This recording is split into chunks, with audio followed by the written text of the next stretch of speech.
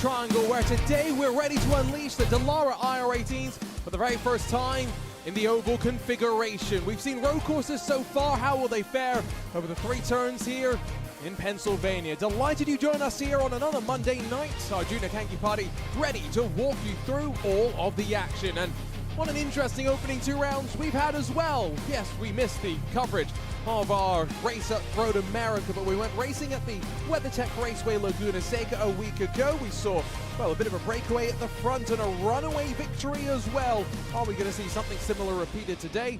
I think it's unlikely, especially with the conditions out on track being relatively cool. After this, we'll make our way on over to the Mid-Ohio Sports Car course and then link our way up as ever with the NTT IndyCar Series as it heads for the doubleheader at Iowa. Circuit Gilles Villeneuve then sees us reach the midway part of the season as we start to get to the fun part of the season, where we start to go to places where IndyCar does not race, of course, as they have their Olympic break. We'll get to go to the likes of Homestead Miami, to Interlagos, of course, and to the Chicago Street Course. All exciting as we round off the season at some familiar venues, but so much excitement to build until then.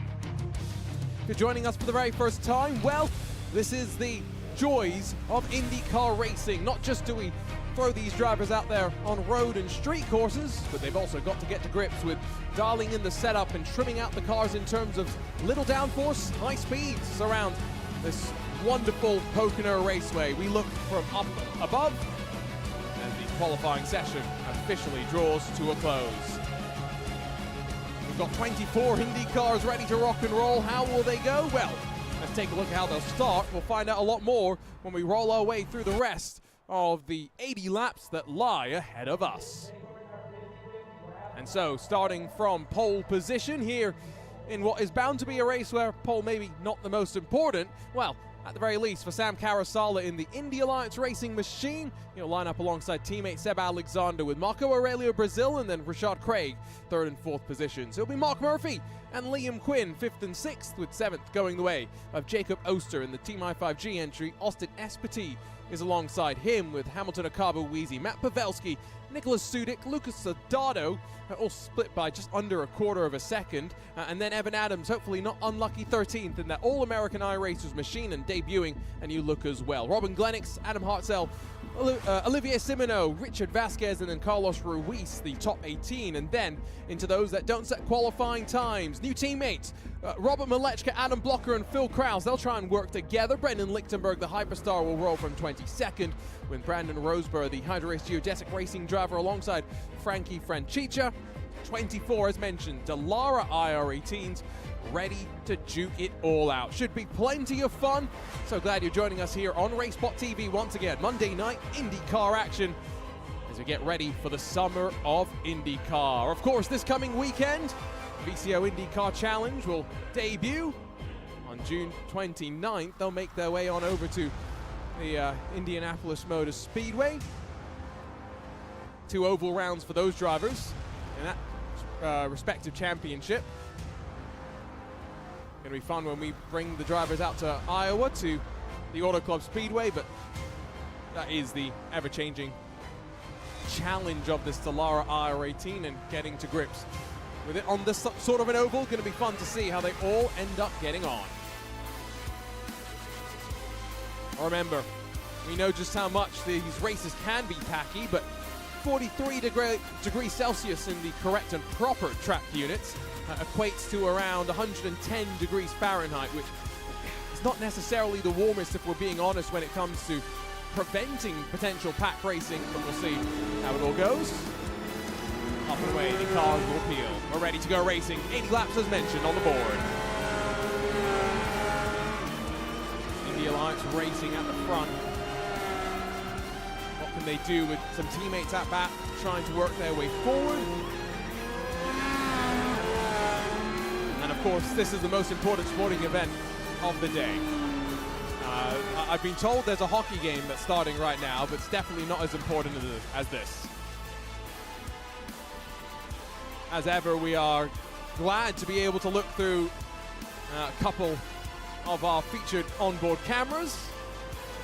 That includes with the driver webcams as well. There's Nick Sudik in the pink and blue number 8 machine, and then slightly further up in the qualifying rundown, Jacob Oster in that Team I5G machine. His teammate Hamilton Akabawizi lines up directly behind.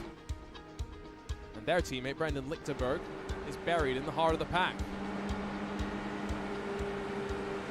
Going to be fun to follow along with the drivers across an estimated 54 minutes or so of racing action.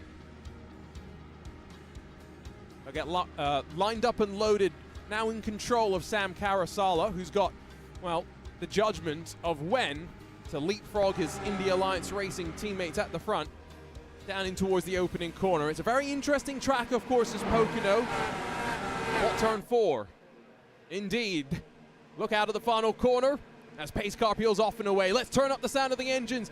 Let's listen to the rumble of the Dallara IR18s here at the Tricky Triangle.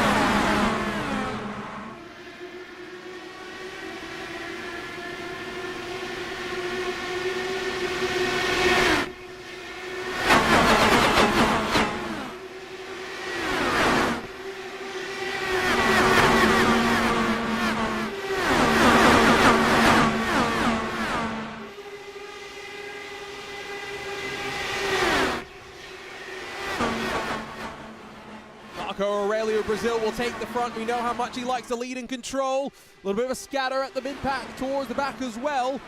They all navigate through the tunnel turn safely out to the flying turn 3. Big mover in the form of Adam Blocker. He's +9. Lichtenberg and Roseborough +8. But Brazil leads at the end of the opening lap from Karasala and Seb Alexander. John Craig looks to the inside of Matt Pavelski. He made up 6 positions on the opening lap by himself in that very, very distinctive machine on the outside. He's going to be able to do though as they continue to juke back and forth, albeit interestingly, not your race leader. It's clean air to be enjoyed, at least for the time being, for Marco Aurelio Brazil. A bit of chopping and changing elsewhere through the pack there. 2 Team Talent teammates, Austin Espety and Liam Quinn alongside of one another. Watch for Adam Blocker to get the momentum running the outside to make the pass on that 16 machine. Espety jinks to the inside of Oster, but now to try and cover off a look from Blocker. Into the top 10 already for the Powerslide Motorsports driver. Evan Adams and Lucas Ladado swap as well for 11 and 12 positions. And now, see how tight to the inside Blocker was there. Rear end almost rotated around on him. Chopping and changing up and down through the field. Cameras getting absolutely shaken around as these cars fly past. Oster now punching in the fastest time of the race so far. Very interesting to see. Margin up front. Robin Glennox does lead pit lane though and present himself as now a bit of traffic to buffer up to your race lead potentially. Already Marco Brazil has flown his way on past. Still waiting for Alexander Pavelski and company to do so as well. Side by side, Akabawizi looks to the inside of Murphy. Holds on. Here comes the number 3. Runs out of draft though as he pulls out of line. And this is where Akabawizi is going to hold on. Are they really 3 wide behind? Well, they were for a moment. Quinn in the middle holds on. Craig sweeps around the outside of the All-American iRacers machine. And move made. Got to say, by the way, do you like this new look All-American iRacers machine, albeit there is the eagle at the front. And Mitch Welker was saying that apparently all the All-American iRacers machines look the same, to which I'll also say, color is great, especially for the commentators. They're silly, though. They need the help once in a while. I think we're going to see a swap around, though, for the lead. Here comes Alexander to the inside. Jukes pass. Marco Aurelio Brazil, former Indy Alliance Racing teammate. And let's see if Brazil's going to be able to now switcheroonie his way on through too. We ride with Pavelski.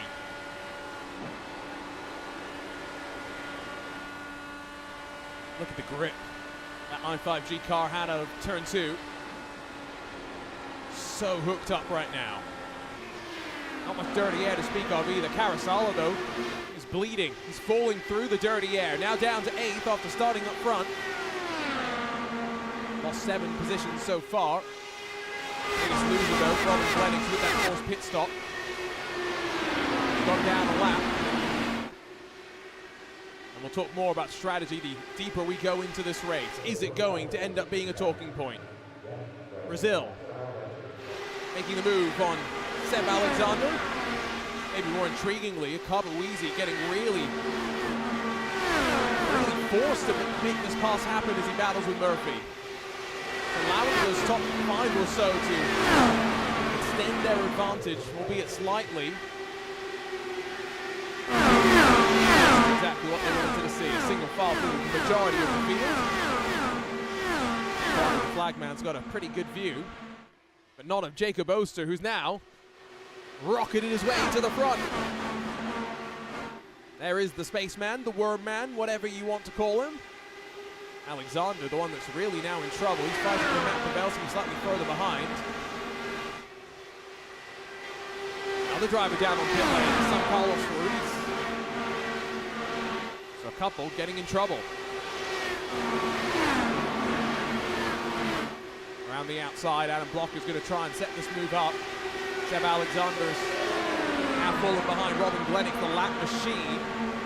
Oster and Brazil side by side, Blocker and Pavelski side by side as well. Move as easy as you'd like. Switched around into turn number 1.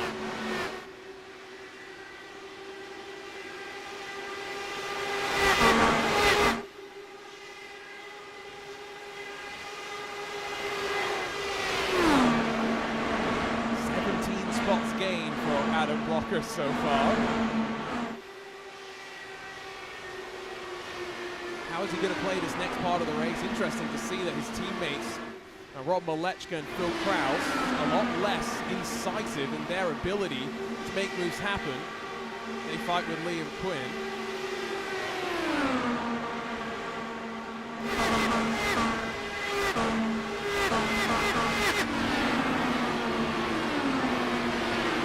Minutes or so left to go. This is only 10 minutes in. Malechka alongside of that purple Team Talent car and having to pull himself back in. That is, by the way, the official race debut of Rob Malechka's private label team hype with Powerslide Motorsports livery. Yes, he did run it in the month of April, somewhat as an April Fool's joke, but I guess April Fool's joke eventually to come true in the case of that little bit of fun. As Phil Krause, Josh Chin, Jason Brophy and a handful of others link up with the team at Powerslide Motorsports, who will Marco Brazil into the wall. Now those right side tires. Question will be about the toe link and how much that's really been knocked in.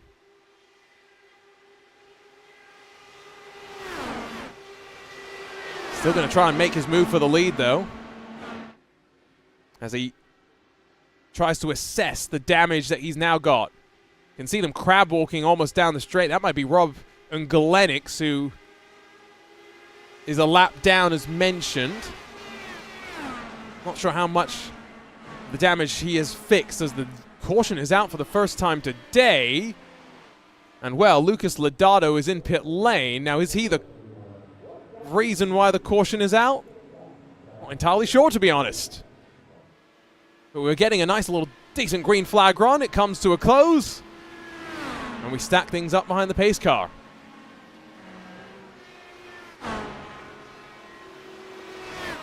Let's go back in time. RaceSpotTV replay machine is omnipresent and ever seeing, so I'm sure it's caught whatever we missed and will give us a pretty good sense for exactly if Lodato was responsible. The car looks pretty clean, if we're being honest. It didn't necessarily seem as though there was any lasting damage, so maybe more just to the ego. Here we go. Oh, clips the yellow line for a moment. I've got to say, if that's a caution, I mean, as It's rather soft. One more looks at that might tell us more, but you know, no one necessarily was due to pit at this point. It's only a couple of cars behind. Slides up high. I don't know. Gonna stay green. Now, Lucas Lodato does get saved as a result of that. He doesn't go a lap down, but that's beside the point.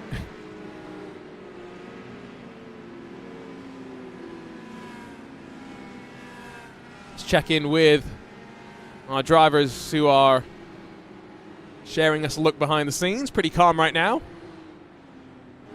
Nick Sudik on the bottom left of Jacob Oster. And will we see a flurry of pit stops? That's the question. It's probably not unlikely, but is anyone going to fade left and jink to stay out? The answer's no. It's a busy time down on pit lane as the field makes their way on in. Now let's watch the reaction of these two drivers in the pit stalls itself as, well, Rob Malechka in that one machine, he'll elect to stay out there. That's a gutsy call. After hanging back, is he trying to work backwards maybe from the end of the race? Don't actually have to go a lap down here if you pit from the front. Who wins this race off pit road? Blocker is already off and away by virtue of his poor qualifying starting spot. But Brazil from Oster, then Blocker, Pavelski, Akabuizi, Alexander Murphy, then Carousel, the former pole sitter, just in front of Sudik, complete the top 10.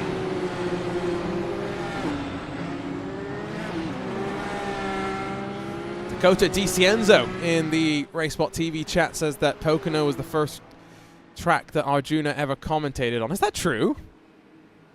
My word, how time flies. Probably have to go back to my Twitch channel to go and find the clip of that very first broadcast, if it still even exists. Dakota says it is. Ooh, look at that. He remembers. Now, because I crashed in the race. Oh, now I'm remembering. I tell you what, I'm going to have to go find that clip at some point, aren't I? Let's see if I can find it. It would have been, what? February, March 2020? Something like that. Hopefully someone clipped something from it.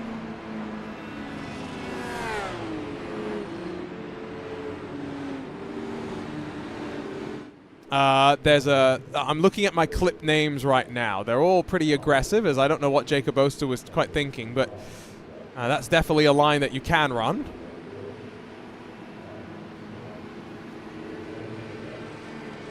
I see an IndyCar pole position clip that I created. I see a TV angle for P1. Okay, we're close. I think we found it. Rob Malechka down on pit lane, by the way. That's very boring of him. Two-time Indy 500 winner this year, of course. How do I even open these clips? Oh, there we go. Okay, this IndyCar pole position clip was at my entire lap, apparently, because it's when we went to Sebring Modified. Let's go. Pole position by your broadcaster today. Not often he does that. Oh, this TV angle was then me and Adam battling. The next clip is me forgetting to pit in the Bathurst 12 hours. Let's not talk about that one. Where are we? Oh, there's Fix It at Watkins Glen. That's not a broadcast. That's me still racing, apparently.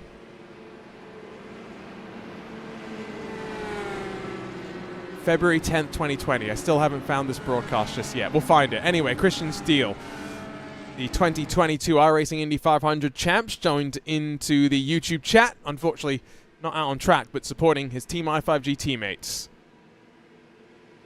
Let's turn up the engines once again. Why don't we? And let's ride on board with... Oh, who's going to be the most aggressive? Tell you what, Blocker's already plus 17. It's hard to argue that he's not the one that we should ride on board with. Let's take a look from his perspective. What's it got What do you have to do? What does it take to succeed on a restart as we get ready to go racing? 15 laps complete, so plenty to go here at Pocono.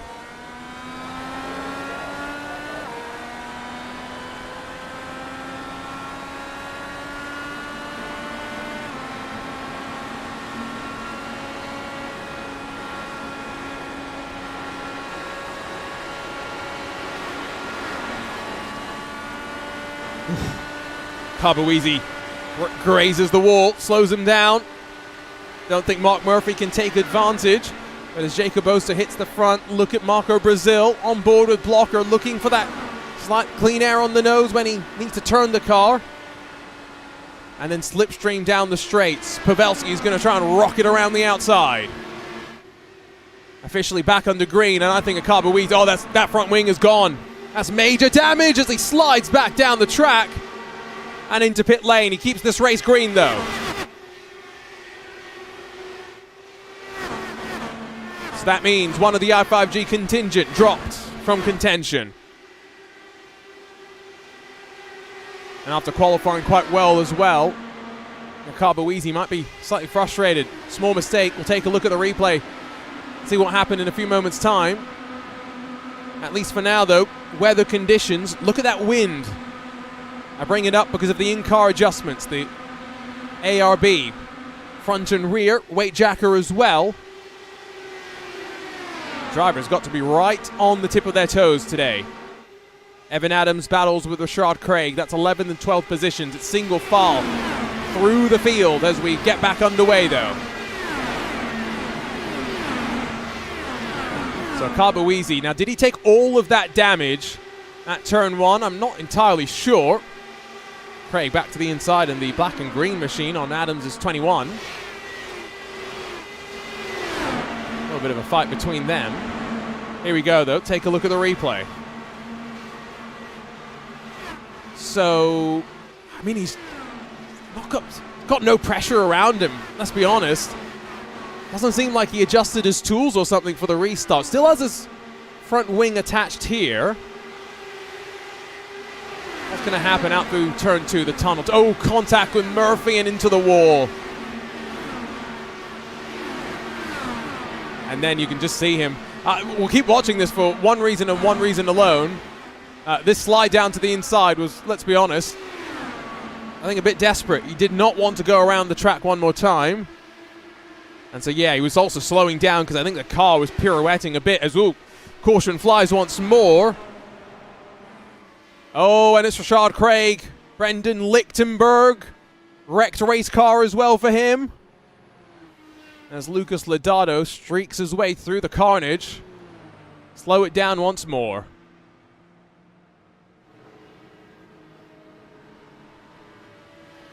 See what happens in terms of pit takers. What happened between these two? Craig to the inside. So Lichtenberg's up high. Oh, okay. Oh, Craig almost goes up and over, but you can see as he bounces back into the path of the oncoming traffic. Good heads up reactionary avoidance. Let's take a look at this drone sort of a shot. Craig maybe slides up and washes up the track slightly. Lichtenberg probably feel like he was holding his line. You can see out of turn one, so it kind of starts up there. On board with the Team I5G machine.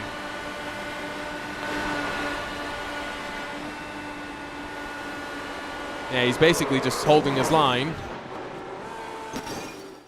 And both of them now, I think, probably done for the day.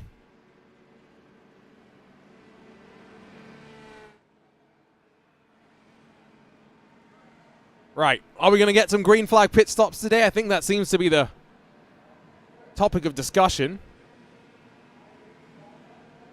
We'll not be surprised. I'm hopeful. At least that's what I'm going to tell myself. Pit lane, yes or no? Yes is the answer. Only did 4 or 5 laps of green flag running. With the field in unison, seemingly coming back in.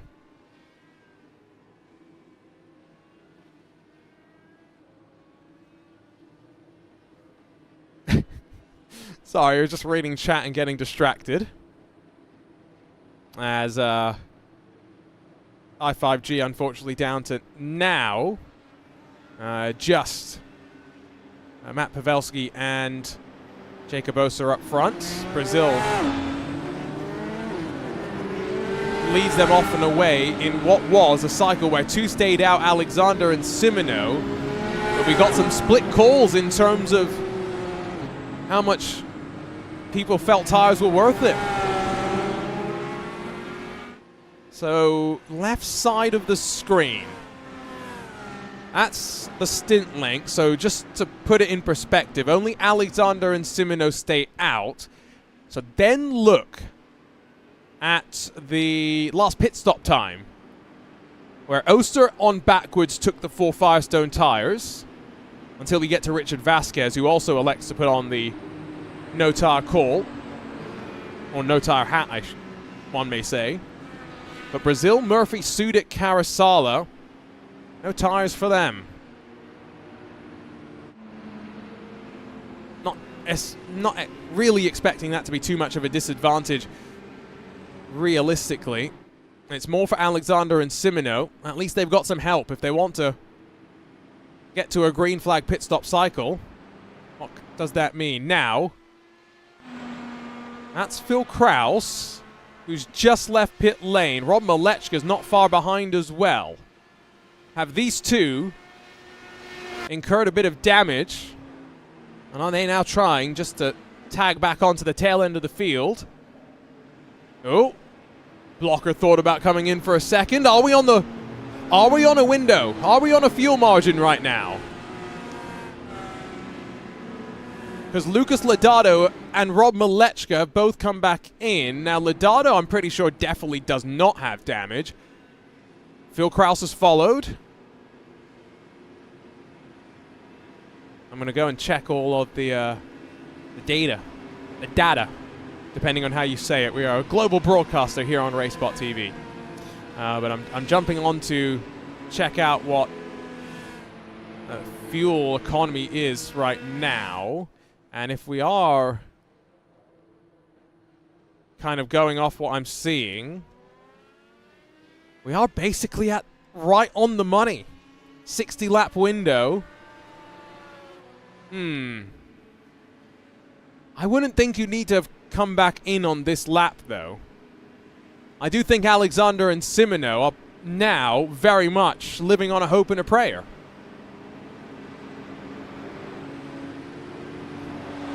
But we'll see. Commentators often wrong, as I try to tell myself.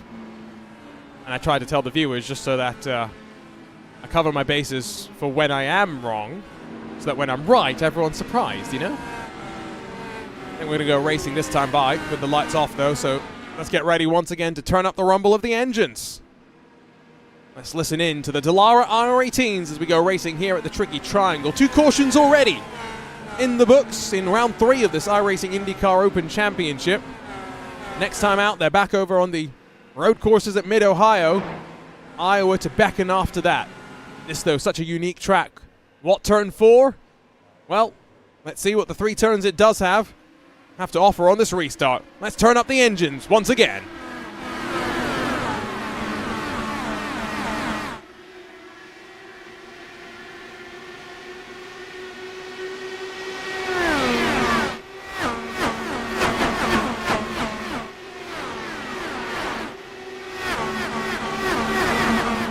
So Marco Brazil fights with Mark Murphy. Jacob Oster fights with Nicholas Sudik. Little battle packs, of course, through the field, but one long conga line, 20 cars strong. Sequencing out of that tunnel turn once more.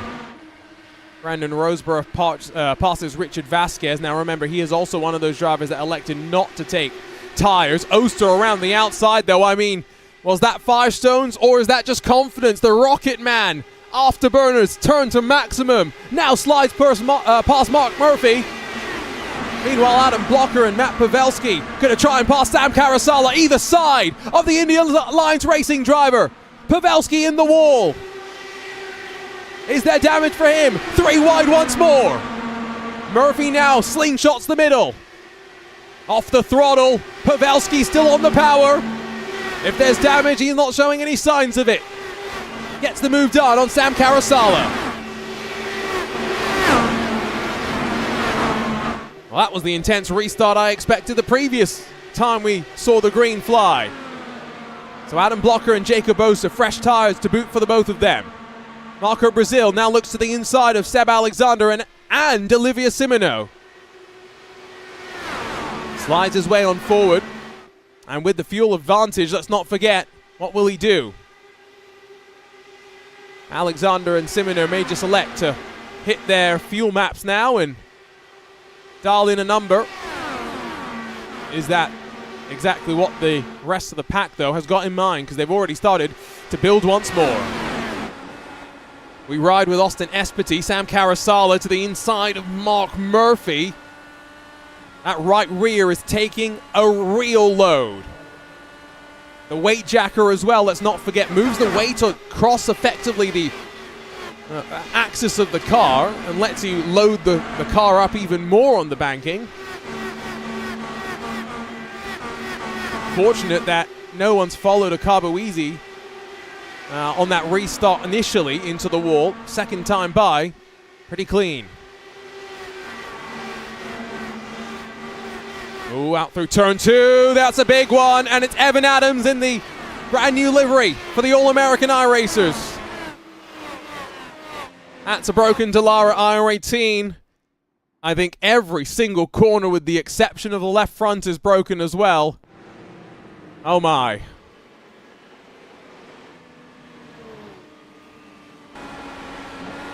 This one's hard. Right front's gone. I tell you what, I don't know how that left front isn't broken as well. Well, maybe it is, and... oh no, it's broken. Never mind. Adams will try and limp it back towards pit lane. Not quite sure exactly what he's going to be able to do. From up above, you can see the dirty air from those in front wash him out wide into the wall. And bam.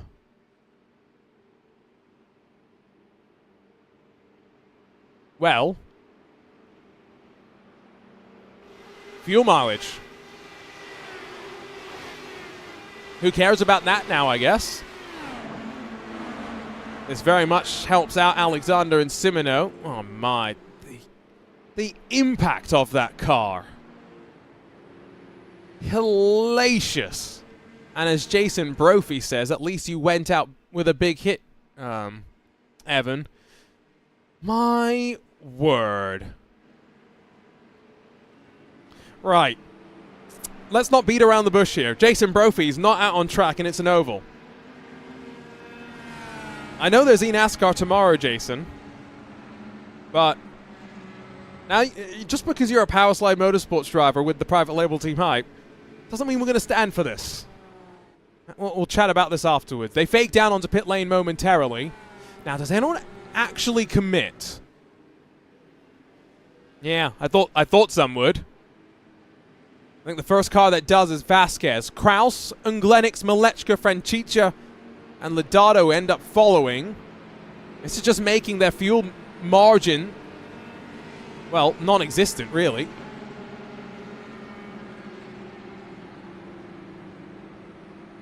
From here, it would basically be just a full push for them. And probably even short fill just a little bit. Off and away they go. You can hear the rumble of the engine. Firing the cars back out onto track. This past weekend, NTT IndyCar Series was down at the WeatherTech Raceway Laguna Seca for the final time in the non-hybrid era.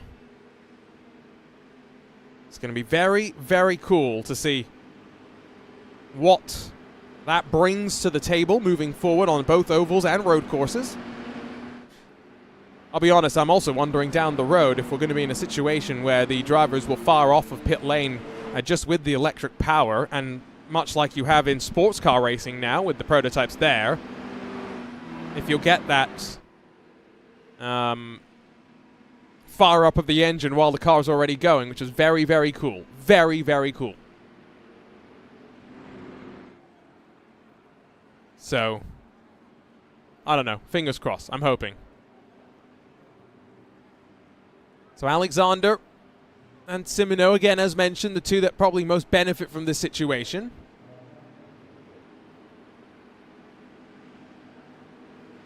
Does Simino bail? No. I thought for a second he might.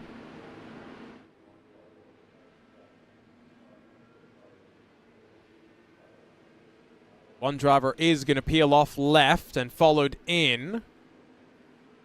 Franchicha and Kraus. Does Kraus have damage? Like, I really don't know. The amount of times that he's come back into pit lane. I mean, that RaceSpot logo should help him, let's be honest. We know that it gives you an extra 1 million horsepower. It's not even going up on the jack, so clearly there must be some damage. Malechka's in as well, unless this is just a tactic where they've decided that, you know what, let's come in and go to the back, because Malechka's literally in for 3.6 seconds, and then Kraus goes off behind him. Curious. Speculation in this commentary booth. What do you guys think it is? Is there damage on Phil Kraus's car? Has he actually made a mistake? I mean, it's possible.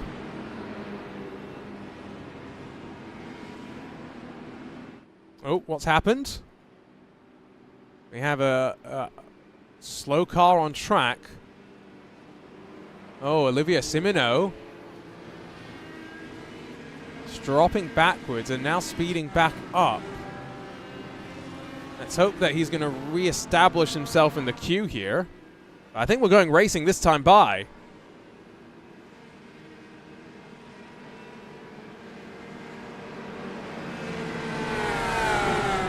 He's got an issue. He's just taken a tow back to pit lane. So, well, pace car driver off and away. Marco Brazil punches the throttle. And there's some confusion here amongst the drivers without a shadow of a doubt. Green flag going to be something that Simino is going to be watching on from pit lane as it waves. Unfortunately, I think we have had no other drivers impacted as a result of that. Alexander clearly now comfortable, more comfortable on fuel. Gonna try and challenge for the lead. Out through the tunnel turn. A couple of drivers trying to make some moves. But now with everyone getting a free position courtesy of that moment of drama, the speed's built back up in excess of 200 miles an hour. And they fly back down towards turn number 1. To Austin Espity and his Team Talent teammate Liam Quinn. 9th and 10th positions. Austin Espity just sits in the dirty air, and that's what we talk about when we say search for the clean air. Goes up high, carves a slightly different line through the corner, and now around the outside of turn 3, pole sitter Carasala, a little bit vulnerable it would seem on tires that went a couple more laps of green flag running, and Espity makes that very nice move stick. Behind them, Roseborough's trying to pass Quinn. Black and gold will be hugging that yellow line. Plenty of banking, though, for Quinn to hold on to that position, and at least 8 tenths now to close back up in front. That will give a bit of a slingshot for Quinn onto the back of Carasala.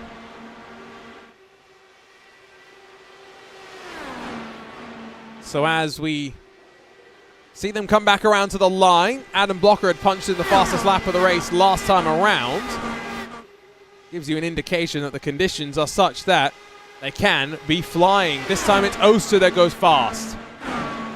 Brazil goes to the lead. Sudik tries to get to 5th.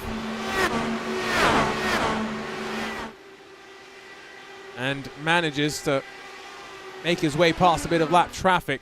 Olivia Simino has left, by the way, pit lane. So whatever happened, it's a temporary issue. Sure, he'll feel a little bit frustrated and hard done by through all of that. Still has a chance, though. He's 2 laps down. Already seen a handful of cautions, let's not forget. All you need to try and do is sequence your way back to the front.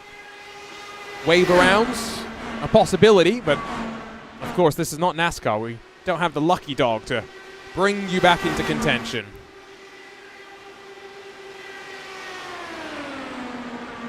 So Jacob Oster, Nicholas Sudik. I mentioned them as the 2 drivers who are giving us a look at their webcams. They're running in 4th and 5th positions respectively right now. Oster, the one that's really the bridge up to your leading trio.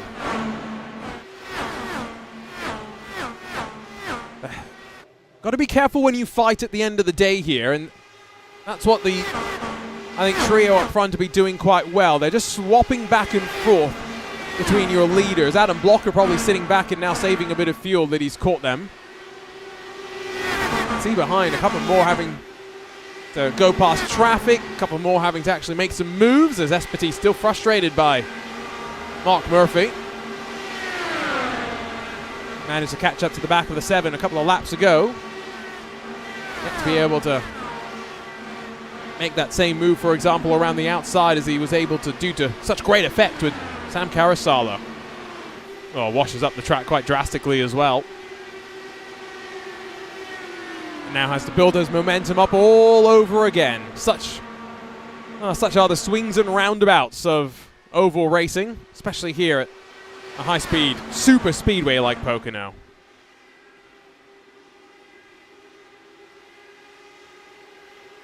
Back and forth your leaders, still continuing to go. So, of course, expecting Alexander in probably earliest of them all. If the fuel window can hypothetically see him go another 10, maybe a little bit longer than that laps, with the number of laps under caution he's had to run as well. Just actually set him up quite nicely in some ways. If he can get to lap 50, that will be a good number. 30 lap stint to the end, that will be comfortable. Anything short of that, I'd argue a little less comfortable. Right, these drivers have officially broken away from those behind. Great effect in the swap drafting. Great patience from not being willing to fight either. Austin Espity has finally been able to get past Mark Murphy. Although move being made once more, and they've got traffic just in front of them as well.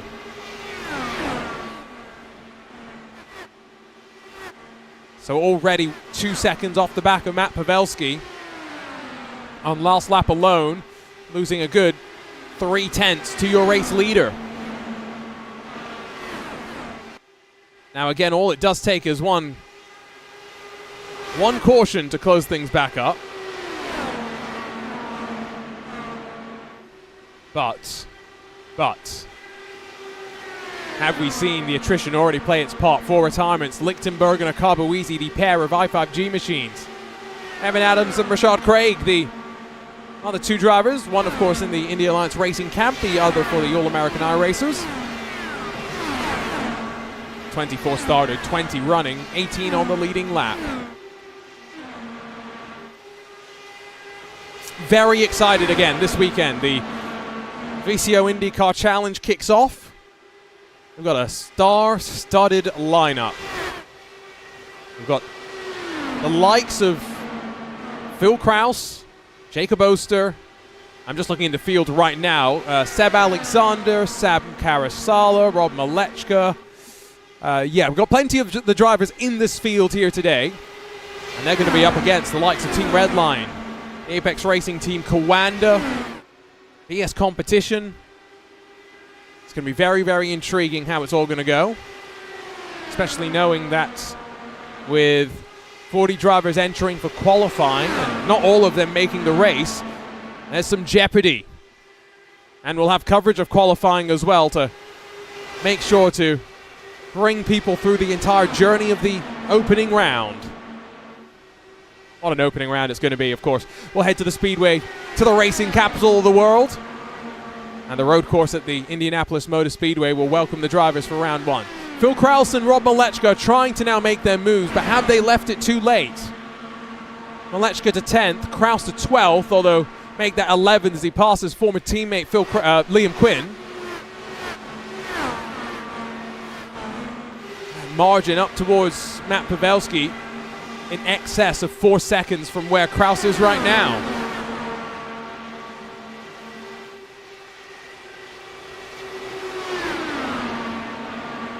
So, Seb Alexander is about to hit the 28th lap of the stint. I think a fuel window is probably around the 30-ish lap mark here. He's had plenty of cautions to help him save some fuel. Has he been doing some hard work himself as well?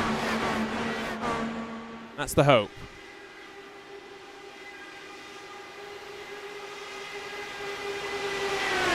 Marco Brazil challenging once again to the inside and going to the point.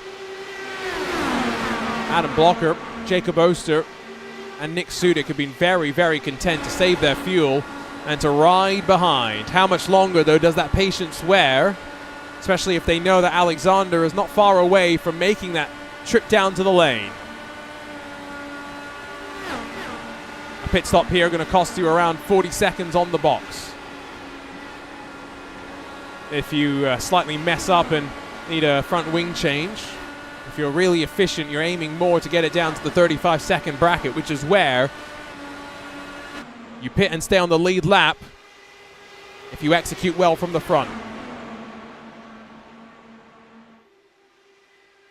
Cool conditions, though. I've got to say, got quite gloomy all of a sudden.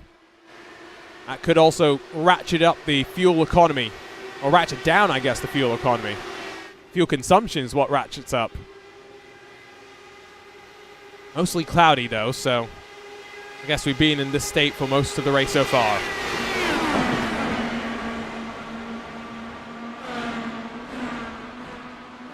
You can hear the noise of the engines still coming out through turn one.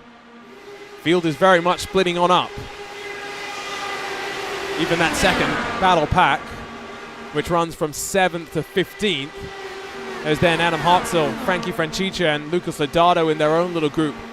Still on the lead lap, but about 14-ish seconds off of the leader. Carlos Ruiz and Olivier Simoneau are 2 laps down. And then Hamilton Akabuizi has rejoined the racing track. I think he's trying to get up towards Evan Adams and to minimize the number of iRating that he's going to have to try and recover after this race went wrong. Of course, he's the number 2 car in the field, so theoretically that's meant to say he's the second strongest, but not always the case. Again, a look at the drivers sitting in 4th and 5th positions. Jacob Oster in the bottom right. Nick Sudik alongside. Sudik talking on the radio. Wonder what he's saying.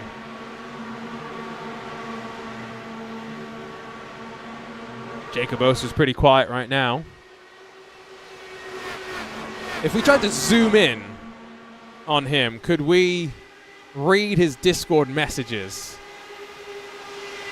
Always got to be careful what you put in the background for a commentator. They're going to go and search.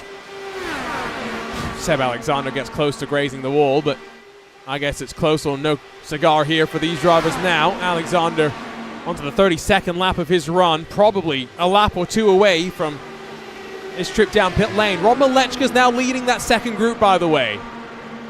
Last lap, he was half a second quicker than the leader. Remember, he's also better on fuel than everyone else. This is where we have that little bit of split strategy call to try and follow.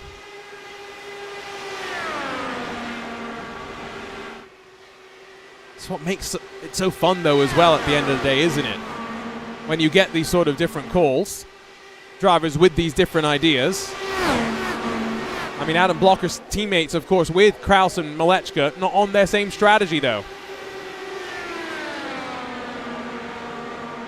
officially tell you as well that now, as Phil Krause is alongside of Austin Espety, he's got to close up to Rob Malechka, but then they would be the ones trying to swap back and forth, trying to close on Pavelski. We are really close to pit stops for the majority of the field as well. Left side of the screen, the stint length pops up. Alexander has gone 34 with like 3 cautions in the intervening period. The benefit of being in the sim world is you can use the voice chat. You can use the text chat as well to just let the drivers around you know that you're having a pit, as some would say. It's not always the wisest thing. Malechka fastest around the track last time by. He's there. You can see him. Back of the shot. Krause is following him as well. Oh, the traffic. I don't think that was exactly what Malechka was expecting. But he's got the grip. He holds on. Traffic gives and traffic takes at the end of the day.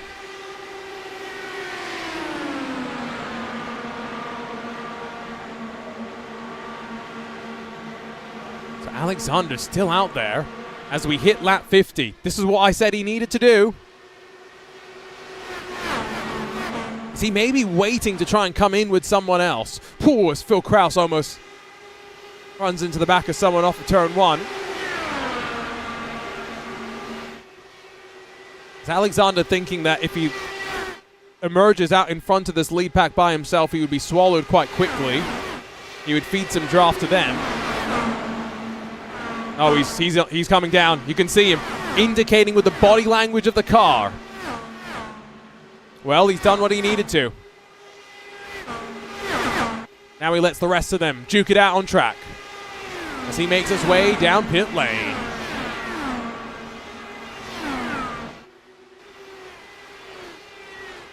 There he is. Hits his marks, qualified in second, so has a very, very good box. Pace car hides him for a sec. Time in pit lane. 10 seconds on the dot. Needs to put in every little bit of fuel that he can. Brazil peels off next. And Seb Alexander is just in front of Adam Blocker and Jacob Oster, who are going to start switching back and forth.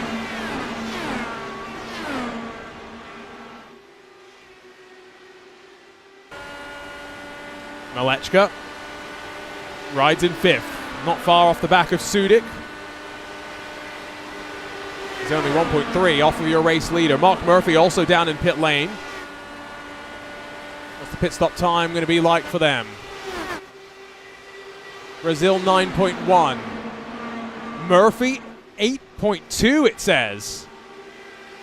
Where do they feed out in relation to Alexander? Already up to speed. Murphy will get the move made on him. Try and slot into the draft. Look at the advantage Brazil has got, though, by virtue of a very, very good trip down pit lane. Sam Carasala, not so lucky with this pit stop. He's 1 lap down now officially. Jacob Oster, the race leader. A caution now would really put Carasala in some trouble. Who's next down? Peeling off, Nick Sudik.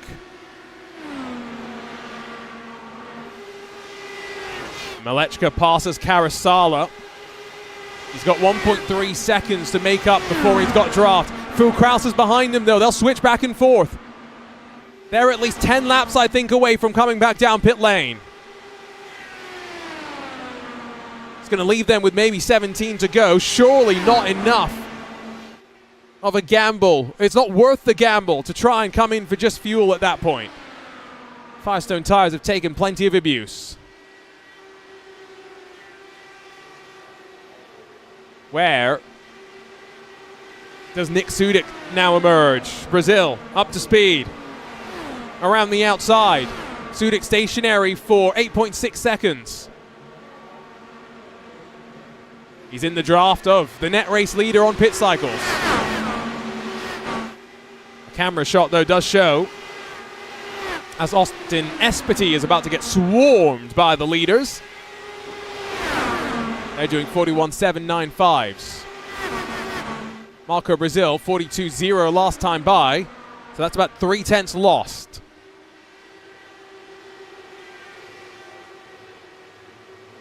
None of these drivers going to come in, surely. They're going to stay out as long as they can. Oster, Blocker, and Pavelski have been out there, though, for 35 laps now. Liam Quinn, he's next onto the lane. Adam Hartzell's going to join him. Final time on pit lane for these drivers. Just have to hit their marks and trust the iRacing crew will execute.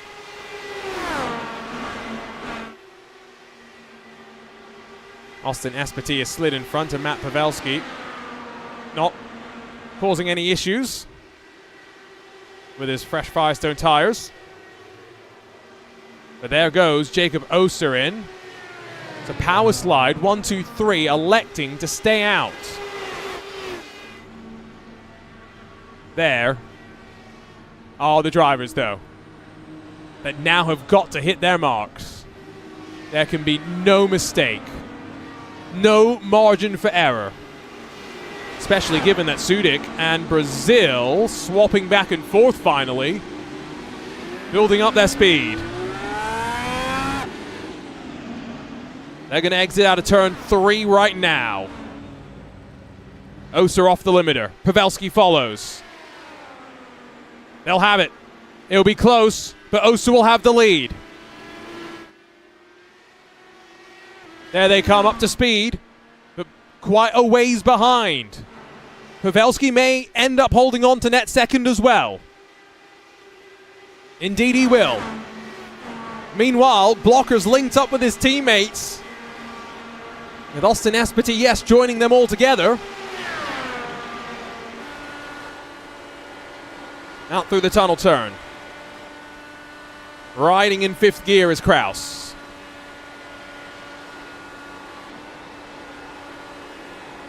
Now, Malechka and Kraus, we know they'll stay out long. Blocker, though, was due to follow. Locks up the right front, but safe on entry.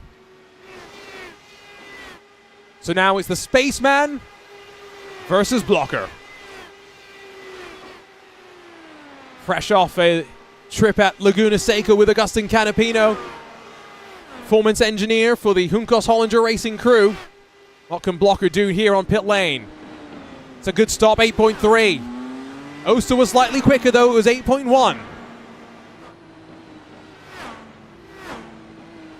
Blocker from cone to cone ends up being even more efficient than Oster, though. These are the best in the world. Around the outside, Oster up to speed. He's going to take over the lead, but Blocker's going to tuck into draft and try and put the pressure on. He'll hold off Pavelski, there's no question about that. Francica and Lodato, they come in now as well. Just 2 drivers yet to pit. Here they are. The Bearcat Motorsports machine follows in Francica. And now maybe Kraus and Malechka left in the danger zone. 21 to go, becomes 20 at the line. Austin Espety running directly in front of them now.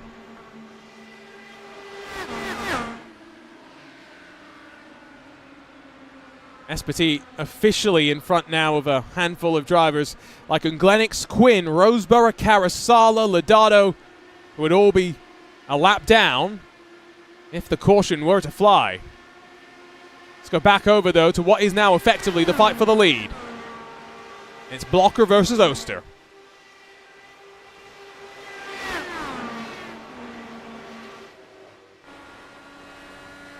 Pavelski's within drafting range, but Nick Sudik, unfortunately, has been dropped. Here comes the I5G number 4. Slides his way on through. Does Oster, hot knife through butter sort of thing? No defense needed. as they continue to work away. Now return the favor up towards the tunnel turn. And once again, expected to change around into turn number 1.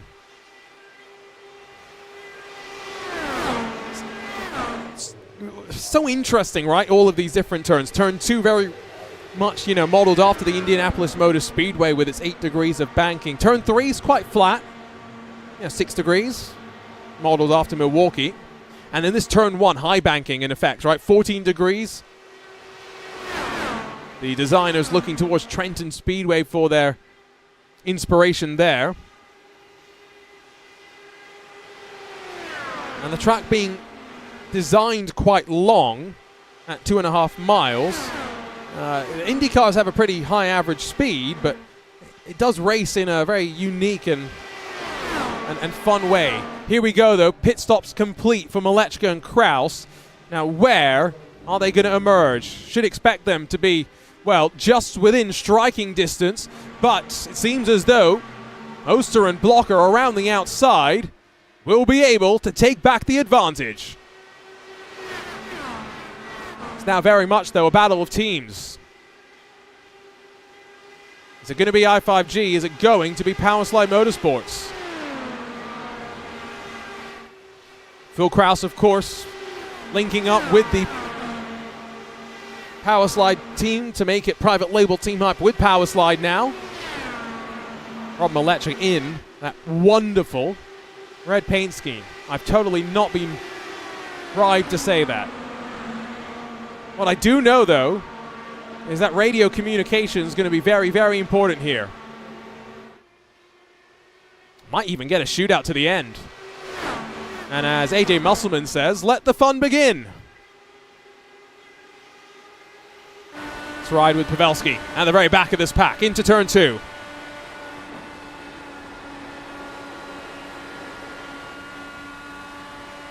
Dealing with the most dirty air of anybody. Also now with tires that have done the most. Remember, Oster and Pavelski came in 7 laps ago. Blocker 2 laps after them. Malechka and Kraus have just put their first green flag lap on their tires, and it shows. Fastest lap instantly going the way of the 5. There's some fights behind. Espetin and Glenix. It's 10th and 11th between the two of them. And that was a move into the tunnel turn from Jacob Oster that I didn't quite think was going to come. The Blocker saw it in just in the nick of time and gave just enough room. That high-speed turn has been where we've seen a couple of little bits of chaos, but end of the day, I think they recognize that right now they potentially still have a chance to pull away, because look at Malechka and Kraus right now. 15 to go.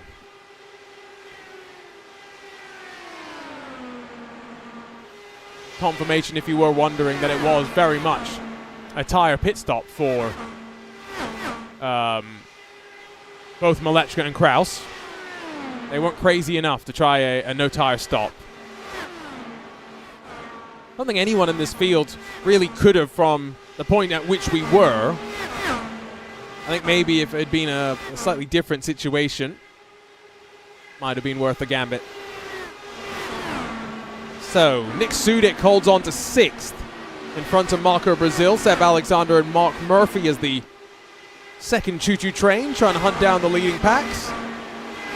Austin Espetin and Liam Quinn, and then the third grouping of cars fighting with Brandon Roseborough not far behind them, but field is splintered up around the track.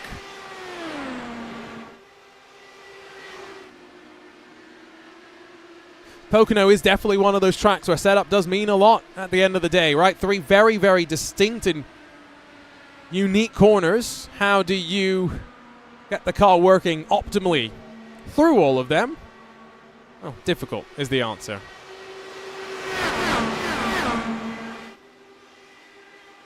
Off into the closing 10 laps or so. Now, if there are any lapped cars still in between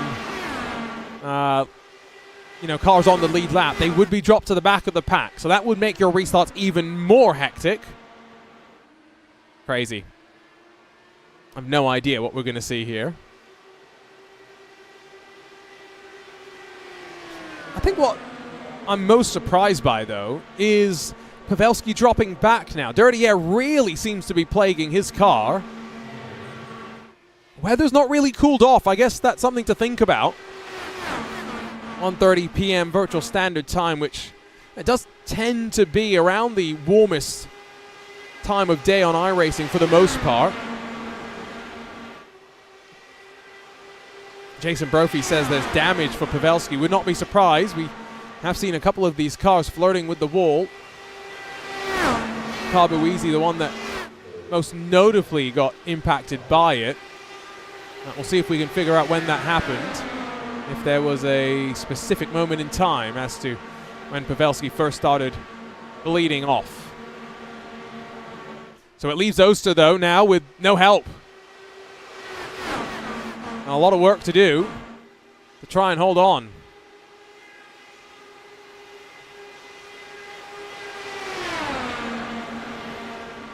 And again, knowing that he did pit on the same lap as his teammate who's now dropped back, to kind of wonder if the tires were going to end up holding on to the very end in the same way that we think those up front should end up holding on.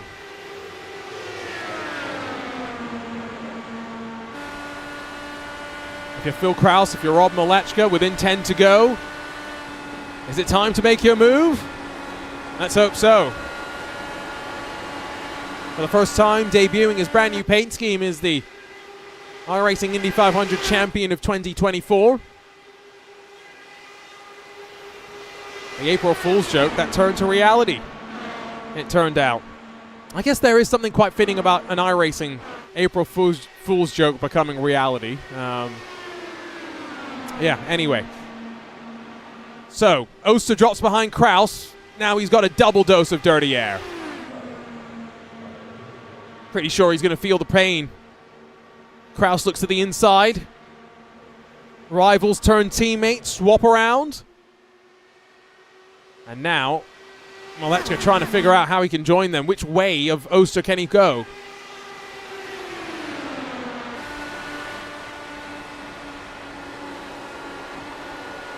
can see him trying to get back up to second. Would feel a little bit more comfortable there, as they all concertina up through turn 3. Here we go. One more time towards the line. 8 laps left to rumble. Poor Jacob. Blocker looks to the inside. Oster thought about shooting the middle, except there was no room. Here comes Malechka to try and take advantage. Oh, he can do nothing. The wall of power slide, 1, 2, and 3. It's a wall of dirty air as well. Whoa, Jacob almost up into the wall. That was a breath there, a deep inhale. He's steeling himself. He's not going to give up. Let's see what he can do. Right. While he tries to close back up. What's rule number 1 of motorsports? Don't hit your teammate. Now, if they're new teammates, do you know not to hit them? That's the question. Liam Quinn, by the way, down on pit lane.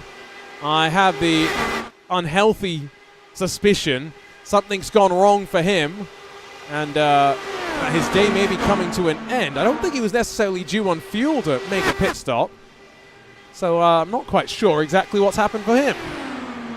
Try and get some answers. But at least for the time being, Oster dropping back, Pavelski dropping back. It's just these three cars really fighting, at least for the time being.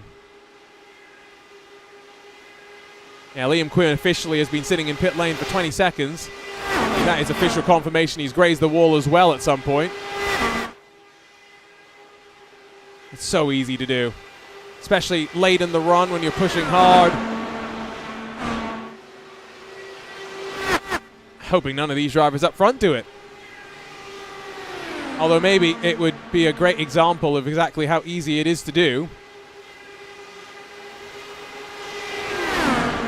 While they continue to race their way through.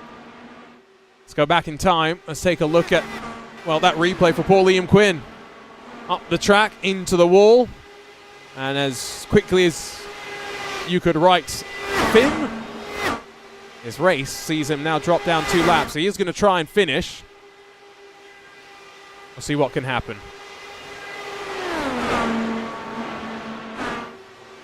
Oster officially has dropped out of range.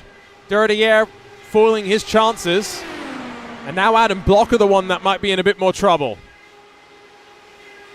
If Rob Malechka can get in front of him, and he's got the double dose of Dirty Air and slightly older tires to his disadvantage as well, not going to be comfortable. Kraus pops to the inside. Malechka holds station.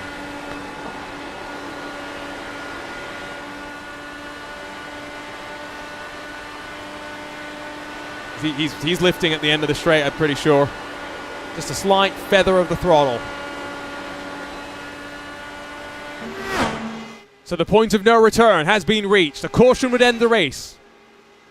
That's important not just at the front but up back as well. 3 wide. Malechka shoots the inside. A 2-for-1 special at turn number 1.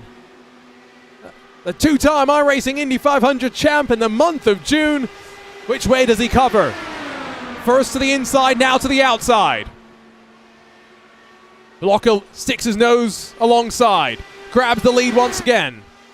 Oster closing us. All of this rages on. Phil Kraus. Oh, look how low Kraus goes.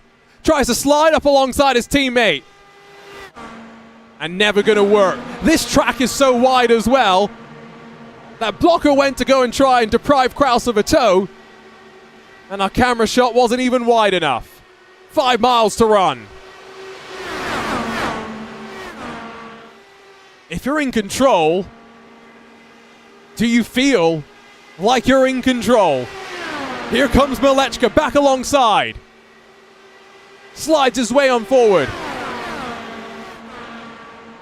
Don't count Oster out of this just yet. Might need to grab your slow motion cameras. Right, so 79 laps officially done, but only one that really matters. Rob Malechka leads and white flag in hand. Blocker looks down low. All 14 degrees of banking for Malechka to try and use. And as Blocker almost slides down low off the corner, Malechka holds on. He knew he wanted to hold the outside line. Kraus fed a face full of dirty air by both drivers. He still somehow gets alongside. They'll fan out 3 abreast out through the final corner. My goodness. Teammates, a drag race to the line. But who's it going to be? It's Adam Blocker, and by thousandths of a second. Yes, it's power slide 1, 2, and 3, but reminding everyone why he's known as one of the best to do it in this Dallara IR18. Adam Blocker plays the strategy, plays the racecraft to perfection as race cars tumble here at the tricky triangle. So Matt Pavelski's doing the crab walk on the roll hoop. Wow. I thought Phil Kraus going the long way around had a chance. But Blocker, knew exactly what he was doing. They'll burn it down in victory lane. They'll have a chat with us and we'll get to quiz Blocker about exactly what was going through his mind in those closing stages. And how, even though, yes, teammates around, finding a battle to the very end. Oh! Phil Kraus and Adam Blocker and Rob Malechka almost come to blows. But it's a trio of, well, I was going to say broken Indy cars. It's a duo of broken Indy cars, one celebrating Indy car. Not for much longer. There we go, officially broken. Oh, while they celebrate, we'll give them a couple of moments to come and chat with us as well. Let's go back and keep it a second look at this run to the finish. So Blocker goes to the inside. It was a bold, aggressive move as well. Malechka slides up. Kraus has to give a bit of a shimmy. But I mean, that was so close. Blocker out on top, but by margins that can only be measured by the stopwatch. The tricky triangle never disappoints. Yes, it's been since 2019 since we got to see these Indy cars venture out in the real world to this wonderful track. Hopefully, it's not much longer before we maybe get to see it once again. Powerslide Motorsports, private label Team Hype, and then Team i5G controlling proceedings in the closing stages, but Blocker, Malechka, and Kraus able to outlast and outrun Oster and Pavelski. Nick Sudik ends up best of the rest in the All-American iRacers machine, with Marco Aurelio Brazil directly behind. Seb Alexander, great qualifying effort from the Indy Alliance Racing crew, but from second to eighth for him, a third in that second pack. Mark Murphy and then Robin Glennox, the rest of your top 10, with 11th going the way of Austin Espity. Brandon Roseborough slots in behind him, and then Sam Carosala, the pole sitter, finishes down in 13th. Richard Vasquez, Frankie Franchicha, Lucas Lodato, and Adam Hartzell all scored on the leading lap. 2 laps down for Liam Quinn. Does end up in front of Olivier Simino. Carlos Ruiz, the first of the DNFs in the used car lot that includes Hamilton and Carboeasy, Evan Adams, Brendan Lichtenberg, and Rashad Craig. Well, enough of my voice. It's time to hear from the voices of the drivers themselves. Let's catch up with your race winner, Adam Blocker. And Adam, my word, what a finish there. Yes, 3 teammates fighting it out all the way in those final 2 or 3 laps, but you still had to make sure you picked your moves at the right time. Did you think you had done enough coming out of the final corner? Yeah, by the time we got to exit the final corner, I thought I had it, but up to that point, I really didn't think I was going to win because Rob and Phil had fresher tires than I did because they pitted later. But yeah, I probably made a mistake trying to make a move on Rob in 1, and he ended up clearing me into 2, and then I got tight in 2, and I didn't think I was going to get anything, and Phil had a big run, but I got a good enough run into 3 to get inside, and I was talking with Rob. I don't know, even if he defends there, he probably has to compromise his line a lot, and I have momentum, so it'll be close to the line, but yeah, either way, it was a good race. I enjoyed it. It was a fun one. A bit stop and start at the beginning, and then we got the green flag run that we were all hoping for to open up that strategy window. Adam, we got a couple more interesting weeks coming up after this, over to Mid-Ohio and then to Iowa. But that all leads us into what is a very fun part of the schedule, in my opinion, when, of course, the IndyCar Series takes its Olympic break. We get to go to Interlagos, to Homestead, Miami, and to the Chicago Street Circuit. Such an interesting schedule that we've got this season. Talk us through it from your perspective as the one that puts that schedule together. Yeah, I mean, the rotation, we just always try to capture the classic IndyCar tracks, and then the community votes on the other ones, and it seems to work pretty well. Obviously a lot of the IndyCar tracks naturally race pretty well with this car, but, excited to go to some of those tracks you mentioned, just to see what they're like, and yeah, they typically race well, so yeah, looking forward to it. Should be fun. Thanks for jumping in and having a chat with us, Adam, and hoping that we'll see you next time out when we go racing from Mid-Ohio. Yeah, I just want to thank everybody at Powerslide, especially Phil, Rob, and Jason for the work. I definitely didn't do any work on this setup, at least for Pocono, so yeah, thanks to them, and see you all next week. From Laguna Seca to Victory Lane here at the virtual Pocono. Let's go and chat, though, with, let's go to Rob Malechka next. Rob, 25 thousandths of a second. Talk us through that race and, well, the strategy as well. Starting at the back, doing a couple of things to try and put yourself in a good fuel window, and eventually being at the front. Yeah, the first, 55 laps, I was just kind of riding around having fun. Me and Phil were just memeing around in the back. Then we saw a bit of a separation start showing up, and we're like, oh boy, we gotta go. So yeah, we got back up to the leaders there. Knew we were better on field than everyone else, so we just went as long as possible. I had the better tires, and yeah, we got Phil up there, got myself up there, got Adam up there. They did power slide 1, 2, 3 in the end, and just kind of controlled the last 8 laps, and then that last lap, it's just about not wrecking one another, right? So I could have been way more aggressive with Adam, but I just didn't want to have to deal with the possible netcode issue and for none of us to win. So happy with P2, good points, and we'll go on from here. I thought you were going to say you didn't want to deal with the drama afterwards, but that would have been fun for the community. You know, at the end of the day, you got to think about it that way. Advertise us. We've got some interesting races to come, but Rob, of course, this weekend, VCO IndyCar Challenge kicks off. How are you feeling going into the first round at the Indianapolis Motor Speedway and its road course? That would be a great question if I've done some laps, but I have not done any laps. So, I mean, Indy road course is usually one of my better road courses. I tend to be decent with the medium speed, smooth tracks. At least got to make the field there, and if I can honestly get a top 15, I'll be pretty happy with that. But, you know, just like get my feet wet in VCO and like a lot of these guys that have ran before. So, yeah, looking forward to it.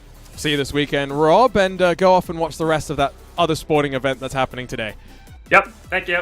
Already doing it. I've been told it's the most important thing that's happening today, but I allege it's still only the second most important. Let's catch up, though, with the final one of our drivers on the podium. It's Phil Kraus in the private label Team Hype with Powerslide Motorsports machine. Phil, well, it was a fun run to the end. You tried to go around the outside at turn number 3. Could you really have done anything different there to try and grab the checkered flag in the very final corner? I mean, if Rob ran at him a bit lower into 3, probably, but a fair bit of room, and I wasn't able to really build a run to get to Adam for sure. But I was close to Rob at least. But yeah, they were definitely better than me. Already blaming your teammates. Love it. Let's talk, though. Gotta get started early. Let's talk about carving your way up through the field, Phil. You had to do it a couple of times as well. How easy was it, especially when the tires started to wear on off? It was something we were kind of wondering about over the course of the stint. Oh, yeah, Pocono is one of those tracks that really doesn't have a ton of tire fall off.